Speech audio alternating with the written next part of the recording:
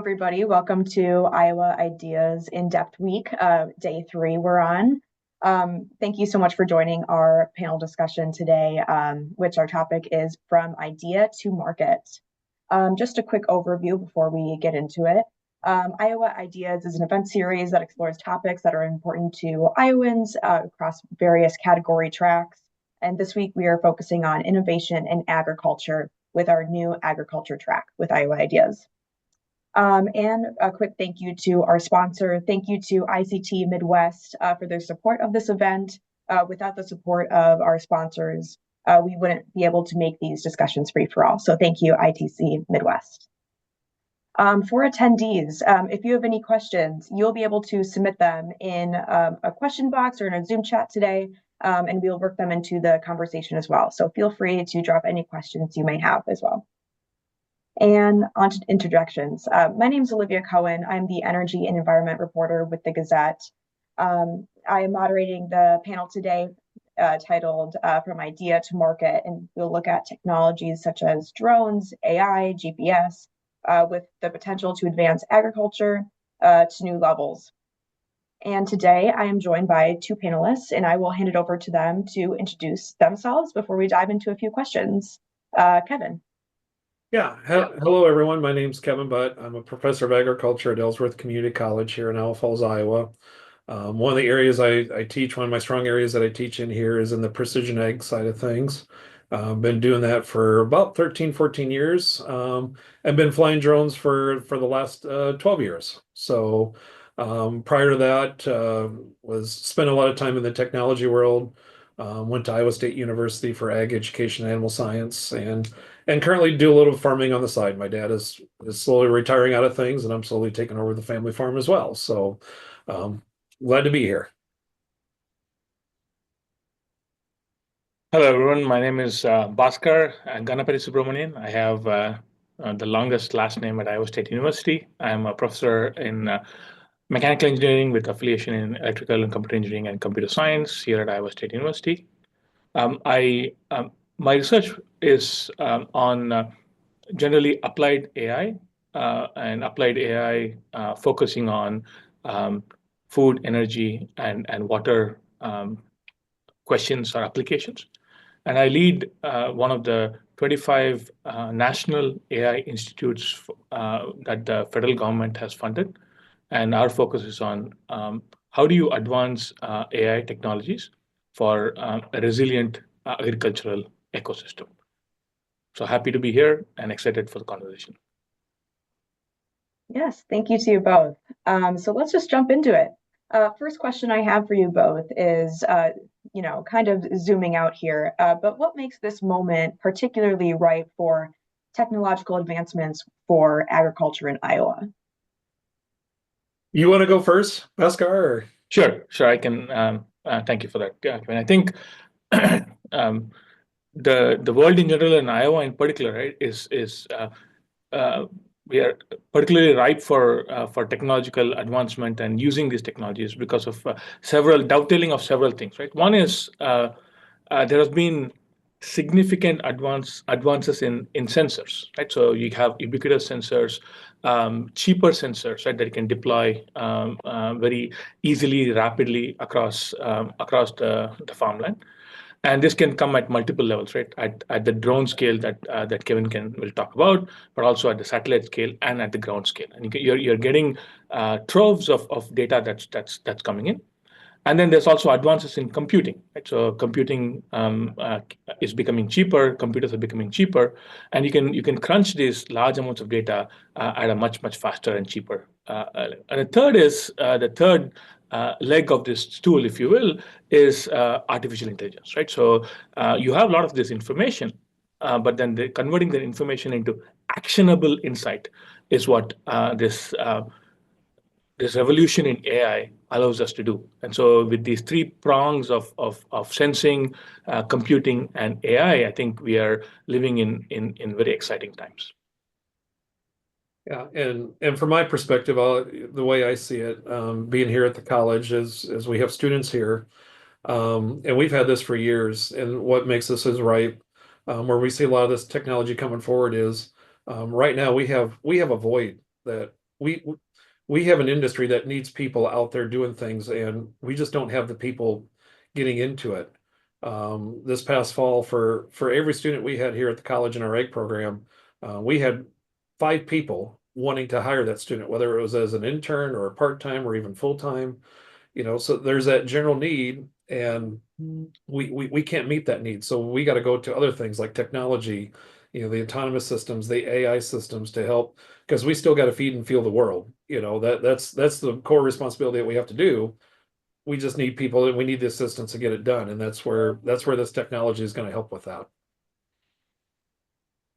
Absolutely. In terms of AI, going into that a little bit more in depth here, what are some of the specific ways that AI is currently transforming the agricultural industry? One Even way that we're starting to see it, one of the things with sprayers is using artificial intelligence to, as we go through a field with a sprayer. In the past, we would just spray the whole field at a consistent rate, whether there was that part of the field had a weed to take care of, or an insect or something to take care of.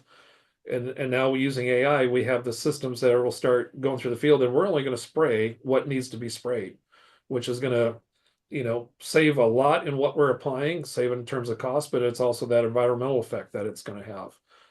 That's just one example. Another example is with tractors. Once again, having an autonomous system where, the AI system can think through how that tractor should respond going through the field if something was to pop up the last second. So there's a couple examples. I know Baskar probably has some too. Yeah, I think Kevin, you touched upon some of the most important ones, right? So in terms of, I think of this in terms of again 3 legs, right? One is AI is transforming how we sense things in the field, right? And that's basically you have the sensors that are taking images maybe in the visible spectrum, like RGB images, but also now you can also do hyperspectral imaging or multispectral imaging that tells us more things about the plant physiology or the animal physiology, right? And so converting that information into something that's understandable to us, right? So that's one thing that AI can do very fast, right? So identifying pests, identifying early symptoms of stresses, identifying early detections of flu, for instance, right? So this is something that AI can do. Second is in terms of more versatile robotic platforms or autonomous platforms that Kevin talked about, right? So you have perhaps you'll have more flexible manipulators or more flexible versatile drones that can have a lot more easier movements that are lightweight or can carry higher payloads that can sense and actuate at the same time. And then the third is in terms of decision support. Again, this is also something that Kevin hit upon. You sense, but at the end of the day, the value proposition comes from what do you do with whatever you sense, right? And so this is instead of us making sense of the data deluge, AI can help us figuring out what is the most important piece of information there and provide recommendations on what to do. And this translates to precision ag in terms of prescriptive decisions that can help with multiple things, right? Depending on what the value proposition for the individual grower is, profitability, sustainability, long-term growth, whatever it is, right? So. Yeah, you both discussed sensors, AI, and drones and how these can be beneficial with the future of agriculture in Iowa. But I'm curious, what are some of the barriers that Iowans may have, Iowan farmers, to accessing this technology and applying it onto their farms and on their fields? And what are some ways they can work past those barriers? Yeah. So, Kevin, you want to start off, or? Yeah, I can. I mean, one is always going to be cost. I mean, technology is never free. And when we started doing some precision ag at my farm, it took a long time to convince my dad to put a GPS on the combine, because my dad it's just too expensive. And when we finally got to that point, when my dad was writing the check out for it, he was like, "I hope this is worth it. I hope I'm spending my money wisely." 2 years later, we have an issue with that combine. The GPS system quit working. My dad parked the combine because could have still kept combining, but he parked it because now that became the most valuable thing. The most, the thing that, his investment in that became now the most important part of that combine. And we still see some of that where it's still trying to get over that, that price tag. Because once again, we're in a market where, we're in pennies and nickels yet on things. And yeah, it'd be nice to have that nicer thing. But we have to try and justify the cost. And we've gone a long ways in doing that, but there's still that mindset that, is trying to convince people. And as an industry for a long time, precision ag did do a really good job of selling it on what the benefits are going to be versus the cost of it. I know that's one. Another potential one is, we're still in a rural area where access to high-speed technology. When I'm at my farm, my internet signal is through a satellite, which is not necessarily the best and not the most reliable versus, my house in town here where I have high-speed fiber internet into my house and it works perfect, great all the time. We don't have that out there. And if we're starting to deal with all this data and the sensors and all that, we're kind of still lacking some of that infrastructure to support it. Yeah, awesome. I think as an engineer, I like to build lists. And so I have this mental list of what are the ways AI transforming agriculture, and then what are the barriers to this transformation, right? And Kevin hit it out of the park in terms of the first one, right? Is economic consideration, right? So how does, if the upfront cost of technology, right? So if you have a see and spray device, or if you have a large drone that you have to get, and then you got to get FAA licensing and all those things, right? So the upfront cost could be significant, and that can be challenging. And in my mind, AI can potentially help that by making things scale agnostic, right? You can have smaller machines that are cheaper. You can buy multiple of them, and hopefully that's where agriculture is moving towards in the next decade or 2 decades, right? But right now, economic considerations is the first barrier, right? Second barrier, exactly like Kevin pointed out, right? It could be potentially technological, and technological here is broadband access, right? So if all these high-tech technology require instantaneous, persistent access to cloud computing, right? So you're collecting something, you're sending something, it's crunching somewhere else and pushing it through. That'll take broadband access, right? So there's a lot of work going towards moving these computing to the edge, right? So have the combine do the calculations, or have the drone do the calculations, but we are still a few years off from doing it. That's a technological barrier right now, right? I think I see a clear roadmap to relieving that technological barrier. Third is this, in some sense, the knowledge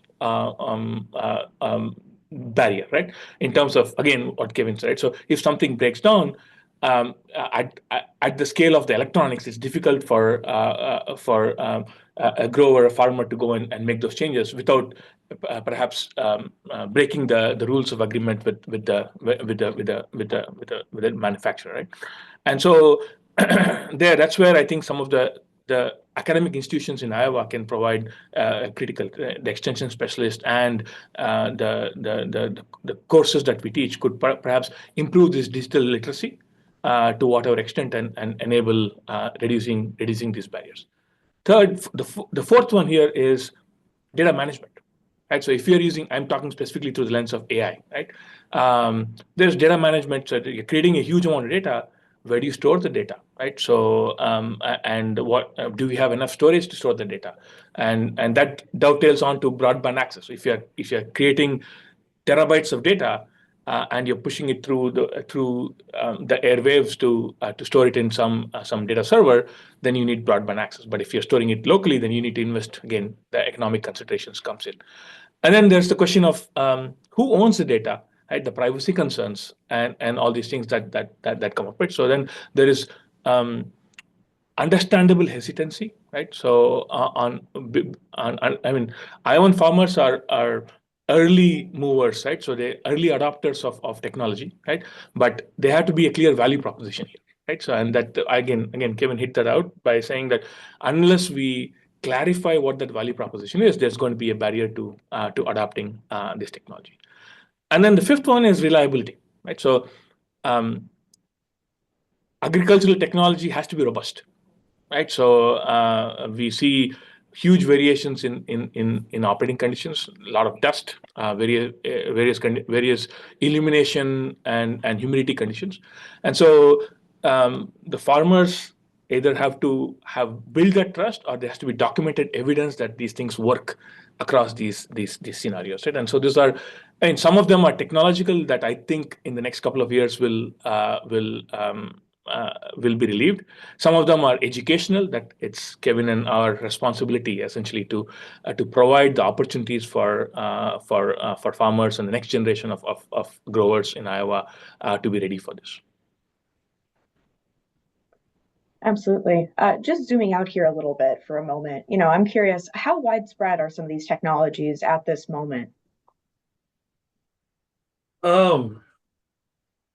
There's some that are already mainstream that we're starting to see, like I talked about earlier. There's sprayers out there right now that will just spray what needs to be sprayed. We're going to see more and more of those. There's some other things that I've seen that is in the works that's coming down the line that will be, once released, is going to be really, it'll be a game changer going forward in terms of AI, in terms of technology, a lot of that. So you see it on all levels and on all scales. Yeah, I agree. I think, again, in terms of my mental list, right? So there is the precision crop management that's currently available, right? So you have the see and spray devices. You have the localized scouting, right? So scouting, you can use early pest and disease detection through flying drones, having cameras on them, and then using AI tools to identify what the hotspots are, or where the potential hotspots could be. And then you can direct the ground-based vehicles to go and spray. And this has implications from both the bottom line as well as in terms of runoff of chemicals. And with consumers becoming a lot more aware and interested in identifying how much chemicals are being used, this again is a push both from the policy perspective as well as from the consumer perspective for growers to start using some of these, right?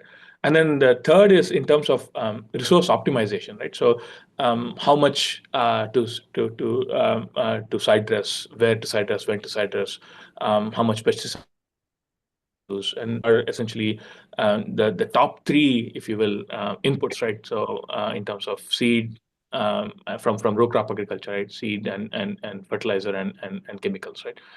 And then in terms of decision support, right? So integrate weather information, soil data, crop modeling, and these are currently a lot of tools are available to growers that provide actionable insight, right? So in terms of two things, right? What actions to take, as well as if growers want to participate in the futures market, for instance, so sell their yield before actually harvesting, they can play in the futures market. This provides suggestions on how much yield they can expect and so on. Yeah, so this is a topic that both of you touched on a little bit, and specifically, Kevin, when you're talking a little bit about you farming with your father.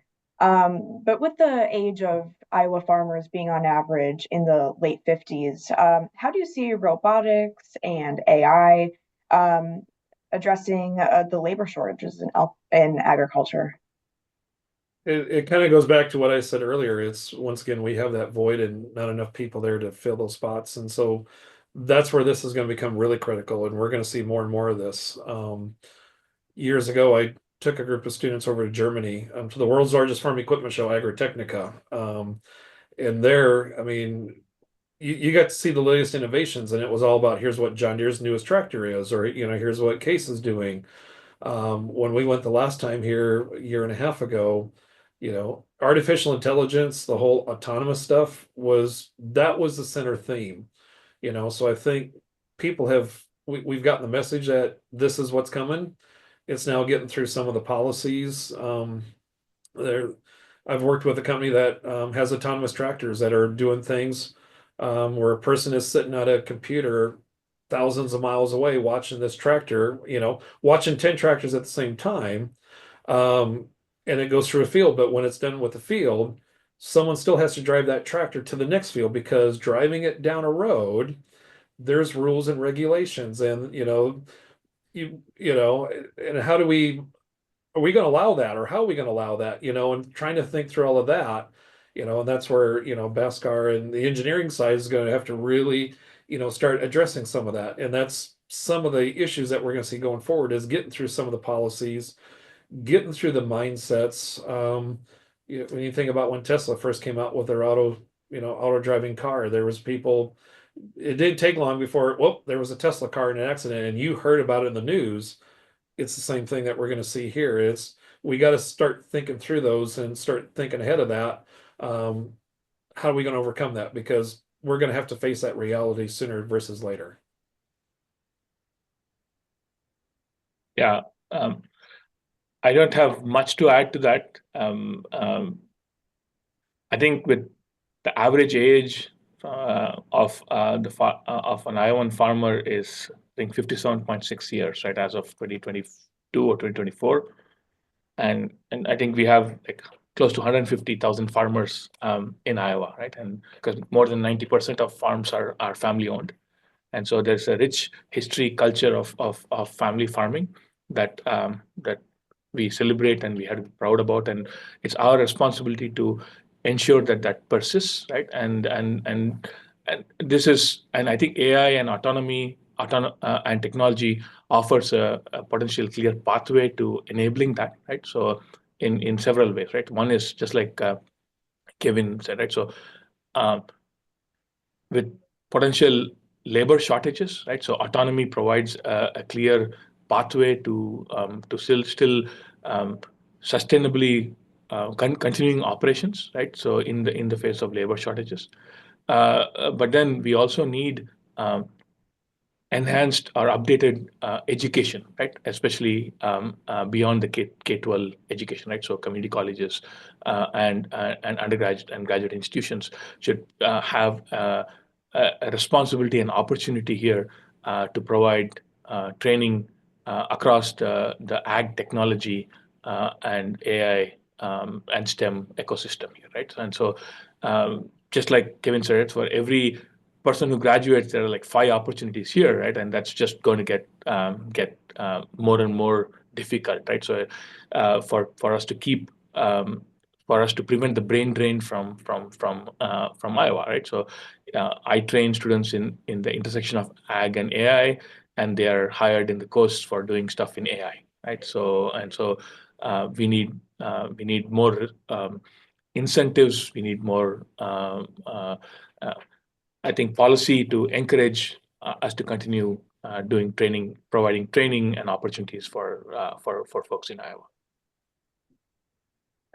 Yeah, that's really interesting. I'm curious to know from both your perspectives, since both of you work in higher education, how do you see, you know, agriculture-related curriculums changing with these new advancements with AI and drones and just technology in general? It's been hard to stay on top. I teach a precision ag course. I teach a drone class. I teach several of those courses, and we've seen this in everything, even in the agronomy courses I teach. I'm constantly changing my materials because we're constantly, new things come out, whether it's rules and regulations or here's newer technologies or newer thought processes. That's constantly going. The other part too is now as we're contending with AI, as it goes back to the previous question too.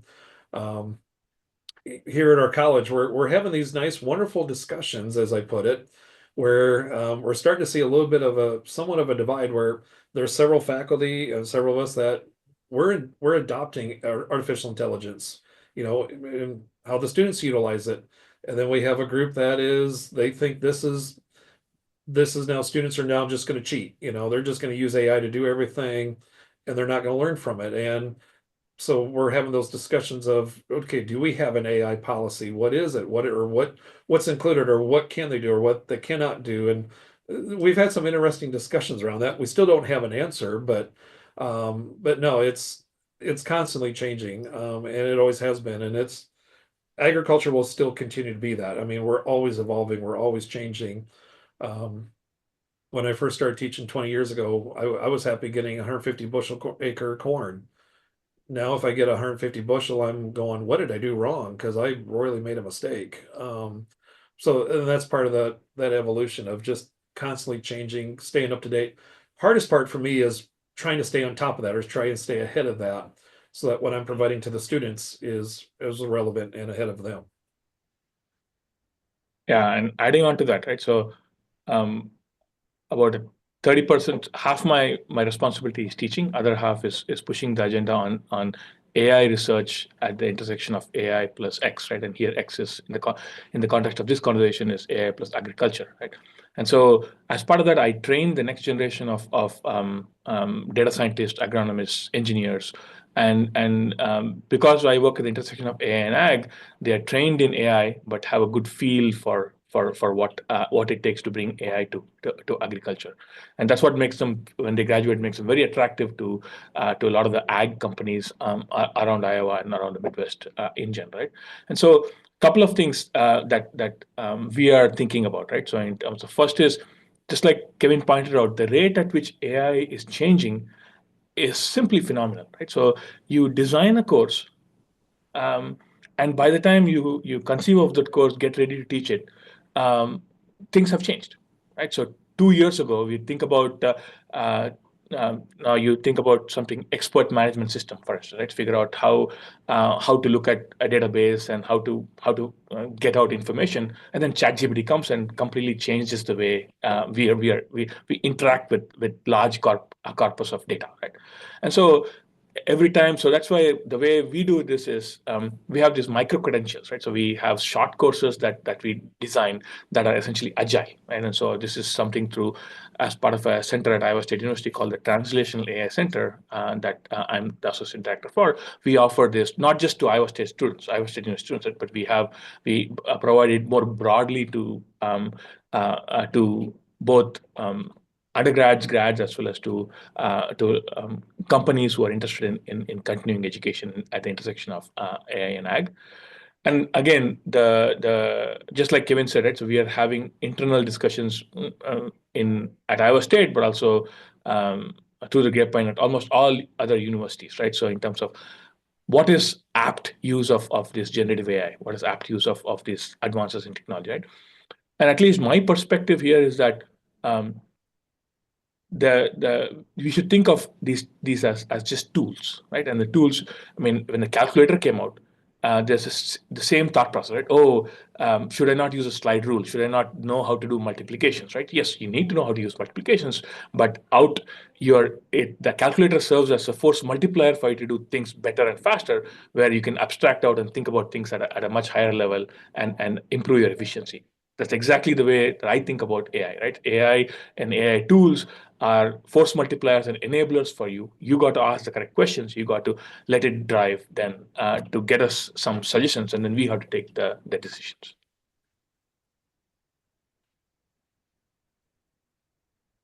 Right. Continuing on this trend of higher education here for a moment, how are Iowa's research institutions, like many of Iowa's colleges and universities, bridging that gap between technological innovation and practical agricultural management? Yeah, I can start off, right? So I think there is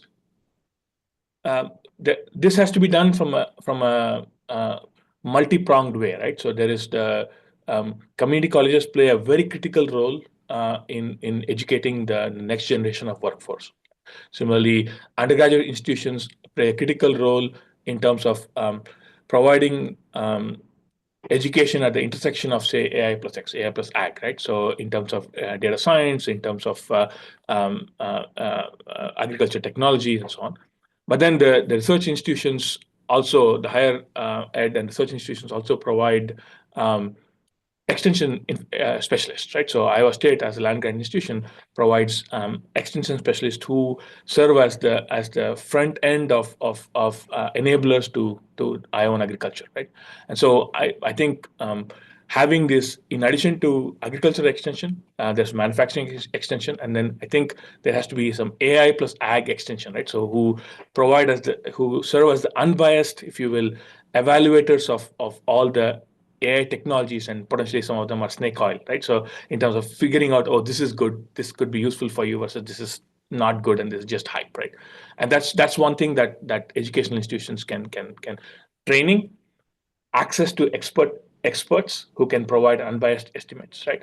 And then not just training to the K through 16 level, but also training and outreach programs, right? So, and providing practical skills and knowledge to confidently adopt or not adopt AI technologies, right?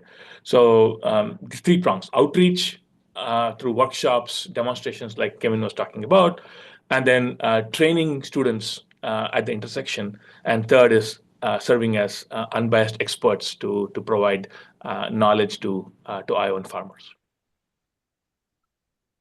About the only thing I would add to that too is what we're really keen on doing here too is not only that training piece, because we will have students that, yep, they know how to use a computer, like doing an email or things like that. But I put a spreadsheet in front of them to crunch numbers, and they're still going to break out the calculator, do it, and then just type the number in on the spreadsheet. So it's still part of that training is exposing them, making sure that know that, hey, there's a better way, there's an easier way that these things will do that. But then the other key part is making sure that we get those students connected with industry. Because we see time and time again, once again, where we're predominantly rural, where, they're not sure what's out there, just being in that rural area, they just haven't had a full exposure to what is truly out there. I still get this every year. We take a group of students, we go to Northwest Iowa, and we do another one in Northeast Iowa, where we expose kids to precision ag, and it's every year. It's, to me, flying drone now, that's common, it's a commonplace, but we still see students when hey, look at what this drone can do, and what type of imagery it can gather, or how it can spray things. It's still boggling, or mind blowing to some of them of what it does, or seeing a tractor drive by itself, with no one in the seat. And then exposing those students of, this is something you can do, and you could stay right here and still do it and be successful. So that's part of that key piece that we as an education is trying to make that connection with the industry folks.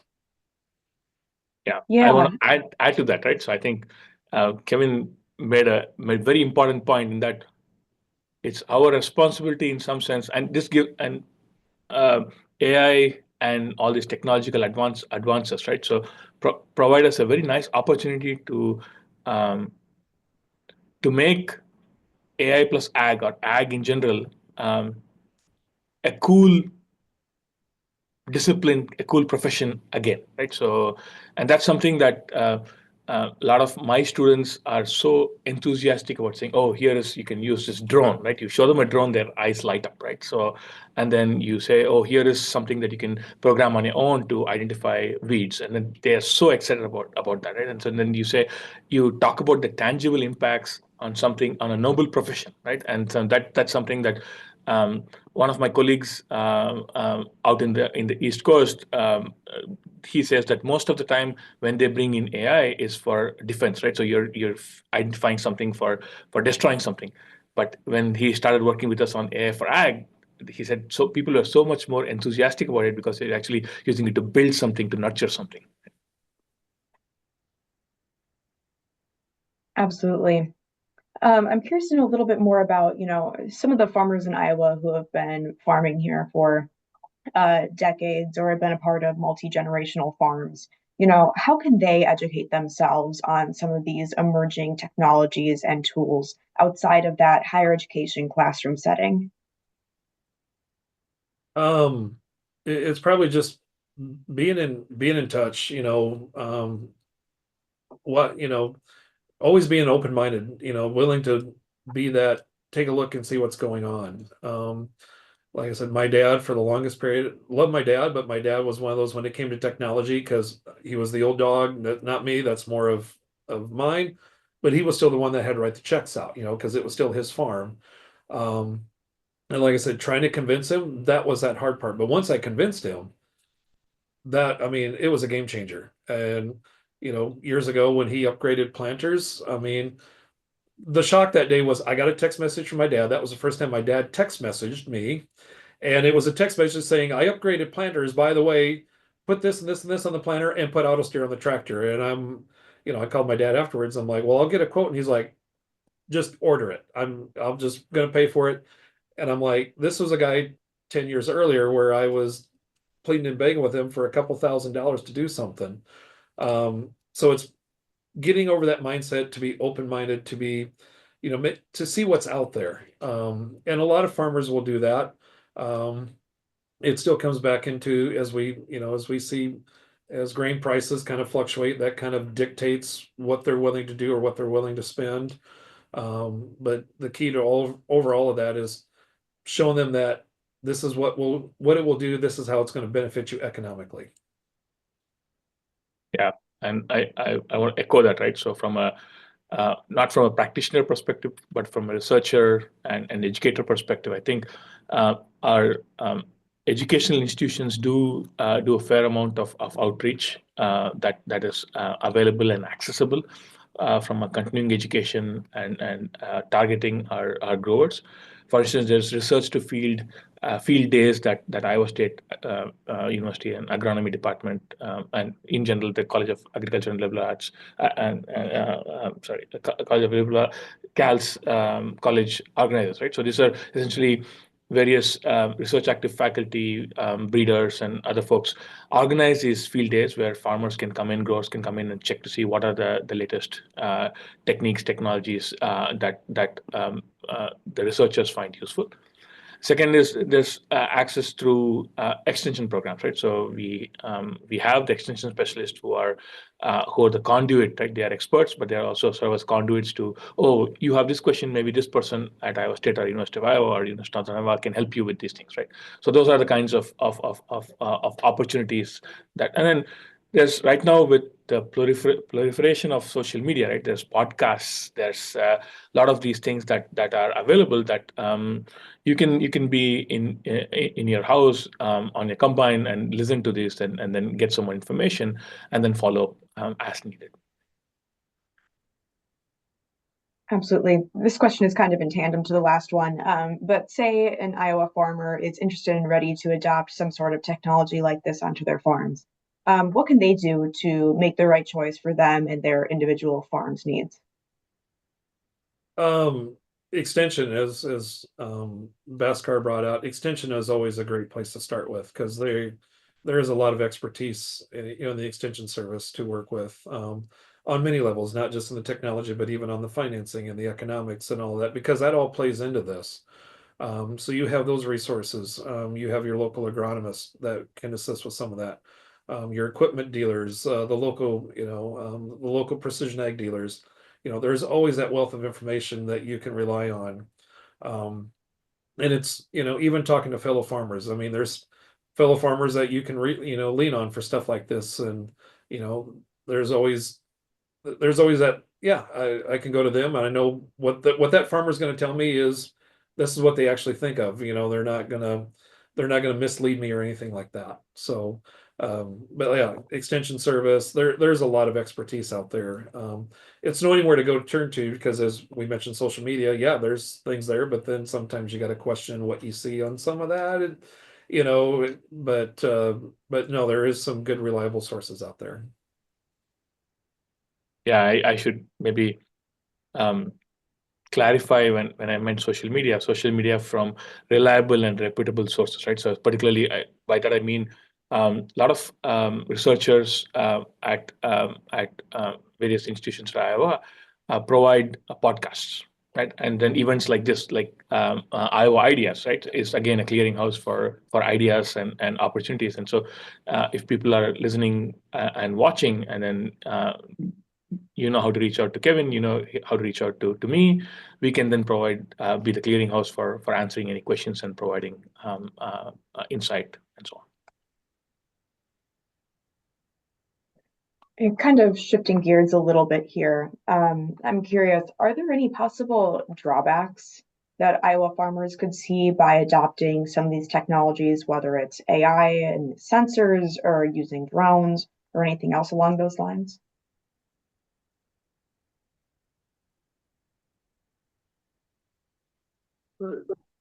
Go ahead. No, I think with every technology, right? So there is um,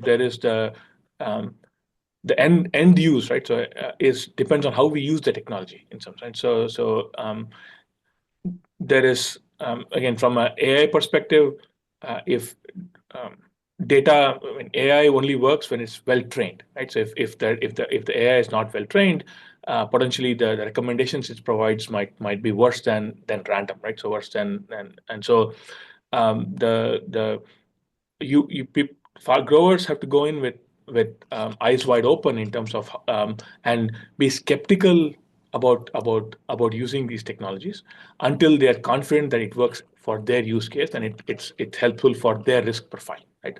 I think that's the key, right? And with increasing complexity of technology, I think it is on the end user to make sure that they are comfortable with the way we are using it, right? So otherwise, I mean, just like any other technology, right? And just like if you have to have a license to drive a car, you have to know how to drive a car safely, right? Exactly same way as with that technology with AI and other technologies, right? So, Yeah, and there's always going to be drawbacks, and some of that is, once again, we could be adopting this and doing this, but if someone sees it from a different perspective, and then we got to go on the defensive and and try and defend why we're doing this. You know, and I had a thought and I lost it now because I got tied up in other things. But um, in terms of AI, as Baskar said, AI is good at what you get into it, what you put into it, what you get out of it. I still, my dad is 82, 81 years old. And every time I go out to the farm, I still learn something from him because there is a lot of knowledge in his head that no AI system will ever replicate. I mean, that AI system will never know everything that's in my dad's head. And that AI system could sit there and say, this is the best thing you should do there for that field. It's probably going to be different than what my dad said because my dad has a lot more knowledge that goes into that than what that AI system learned from it, from the data that I gave to it. So, yeah. And Kevin, while you get your train of thought, I'm going to add some things to what Olivia asked, right? In terms of what are the other things that could, from an AI perspective, right? So one thing is if it's not trained well, that's a challenge. Second is there's the possibility of all these technologies to be hacked and have malicious behaviors, right? And so that's something that as technology evolves, we have to be vigilant about there has to be policy and there has to be guardrails against this malicious potential malicious behavior and hacking and so on. That's the second thing that we had to be. Okay. And then the third is, I think with so many different technologies possible, right? And there's going to be a lot of hype, and so and so there's like this lot of noise that comes through, and providing an unbiased estimate, right? So our unbiased evaluation of these things, right? Otherwise, you have like 10, 20, 30 different products all saying I'm doing something slightly better. How does it translate to my value proposition? How does it translate? I'm a small scale farmer, medium scale farmer, large scale farmer. What is my what is my 3-year plan? What is my 5-year plan? It has to align with that, and that's something also. The amount of information to noise can become very large, right? And so that's another concern, if you will, for us to navigate through. and my thought, because you just jarred it, is even right now, I mean, the amount of information that we're creating, that we're generating, that we're gathering from all of our equipment, whether it's in the combine or the planter or the sprayer, from the drone and all that, there is all this information coming in. Is how do we start, trying to truly decipher down through some of that, because it's trying to go through mounds and mounds of data, and try and see, okay, in terms of increasing yield, what's going to cause that yield to go really up or really down? Is it 1 or 2 factors, or is it 5 factors? And and how do we glean through that data to find that or how to put the different pieces together? I think that could be a potential drawback, is where we see all this data coming in, is how do we organize it and sift through it, in a way that can make sense to the farmer, make sense to people that need to know what to do with it. Absolutely. Just going to take just a quick moment here just to say we have about 15 minutes left of this panel discussion today. So if any of our virtual attendees have any questions, feel free to throw them in the chat or the Q&A box, and we will work to address them. But just continuing on here, you both mentioned the role of policy that, could play a role in the adoption of these technologies. I'm curious, what role should the policymakers play, both in Iowa and perhaps even nationally, play ensuring that farmers are equipped to integrate AI and other tech into their operations effectively and safely? Yeah, this is a very fraught topic, and I think I can start off, and then we can have a conversation about it. I think with there's a cost associated with AI, right? AI in ag, right? And this is a non-trivial cost, right? And so there's economics of scale that come into play. But in my mind, the value proposition of AI tools, right, is that it makes things scale agnostic, right? So what originally previously was targeted only for large scale 1,000+ acre farmers now can work for a 300-acre farmer, a 30-acre farmer, a 3-acre farmer, right? So that I think that is a significant force multiplier, right? So for us to continue our culture of family farms and so on, right? So and that AI provides a clear opportunity for that. But for that, I think the policymakers should think about how to incentivize adoption, right? And that comes from both ways, right? Consumers also push. There's a market force that pushing various things, adoption in terms of just the bottom line, and also adoption in terms of how much chemicals are we using, how much runoff there is, and so on. And so there is.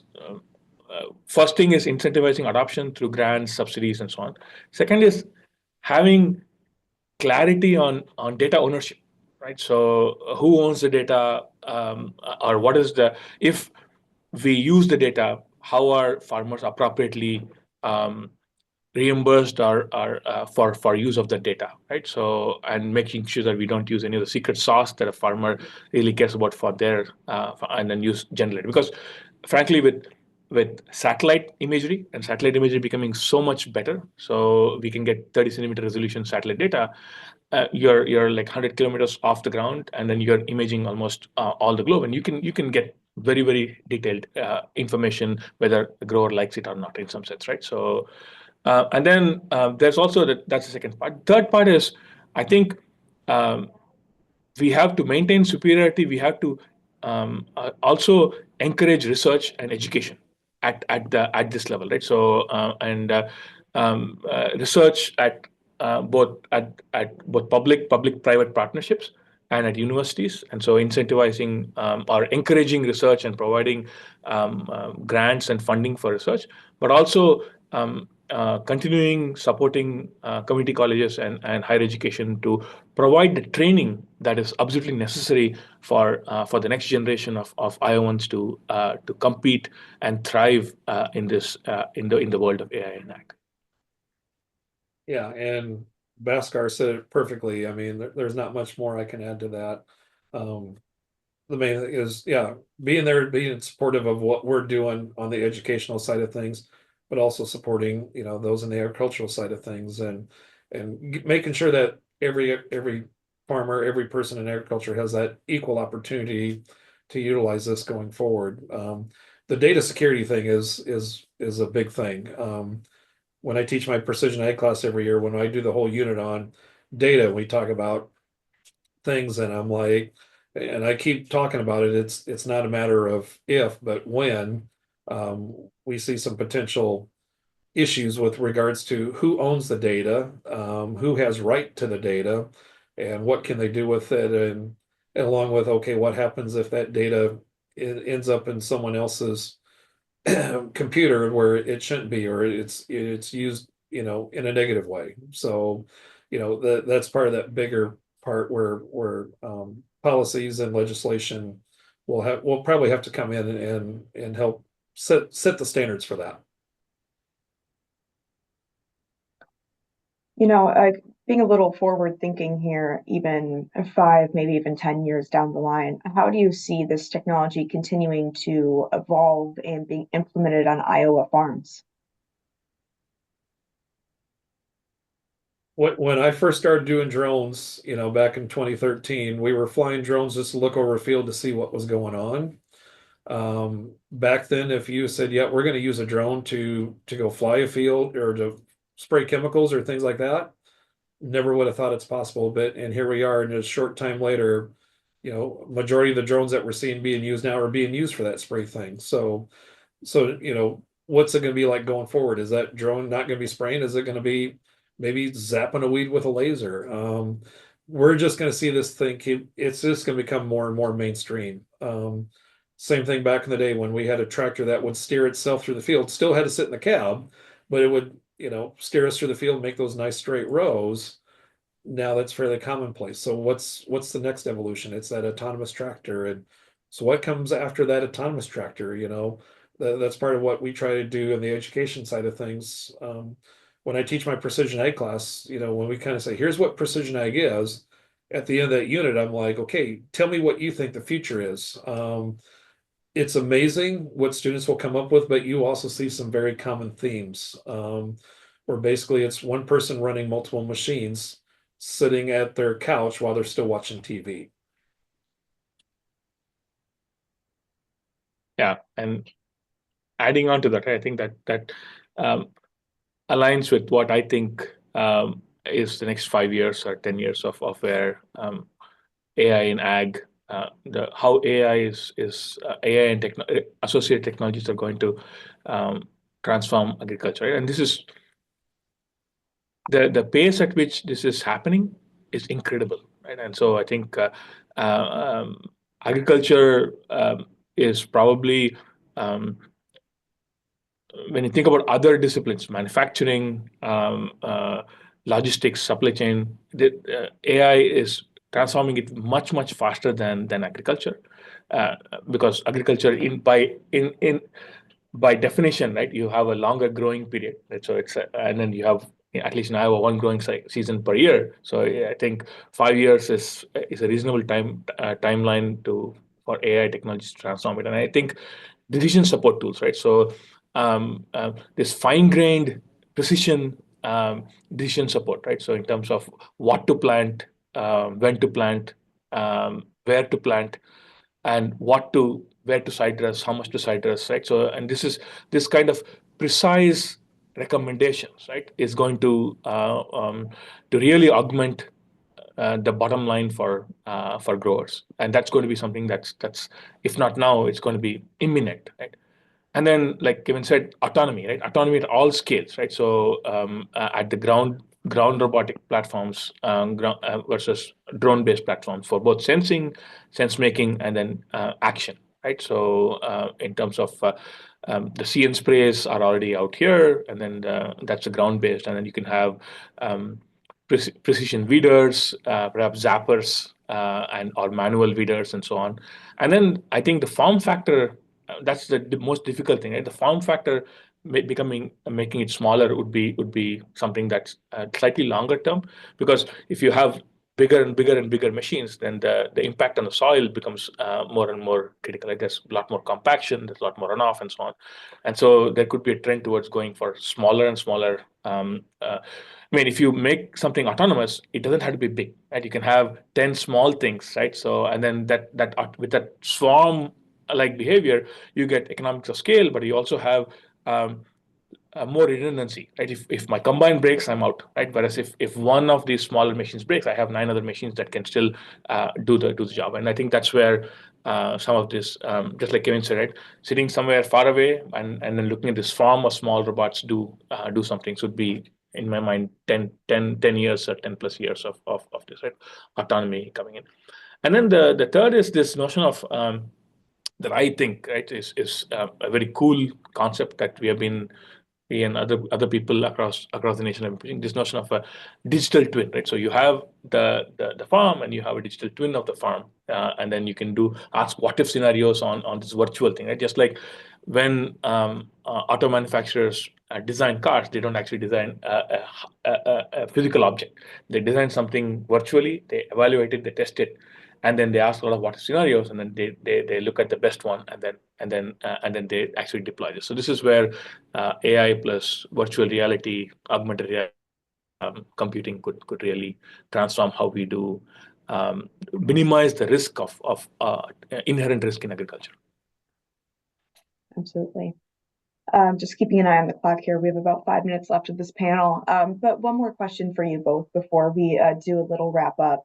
I'm curious to know, with all of these technological advancements, with artificial intelligence in agriculture and the other technologies that you mentioned, what makes you optimistic going forward? Yeah, I think there is a lot of reason for optimism. One thing is that AI and AI-associated technologies for agriculture could be the quote unquote the great leveler, right? It's scale agnostic. So the small scale farmer, medium scale farmer, large scale farmer are all can equally benefit from this, right? And that's something that's with 150,000 farmers in Iowa. I think this can help each and every one of our growers equally well, right? Second is that this at least from Iowa perspective, we are early adopters, right? So, and we are, as long as the value proposition is clear, and this provides, as an educator, a lot of excitement and opportunity for us to train the next generation of Iowans and in general folks who are interested in the intersection of AI plus ag. And third, from a researcher perspective, agriculture offers very interesting and challenging problems for us to work on, right? And that is deeply satisfying, both from a technical perspective, but also the fact that I'm impacting, I'm positively impacting society, right? So from with reduced labor, with a lot of questions about trade, and then aging population. How do we an increasing population? How do we grow more in the same amount of our lesser invested land? And using engineering and STEM and AI technologies for something like this is super exciting. And for me, from the ag perspective, I mean, agriculture is one of the oldest professions out there, and it's still here in Iowa. Agriculture is big, and we play a huge role in feeding and fueling the whole world, and no one can do it any better than us. And so there's always going to be that future, because it's going to be up to us to make sure that keeps going on.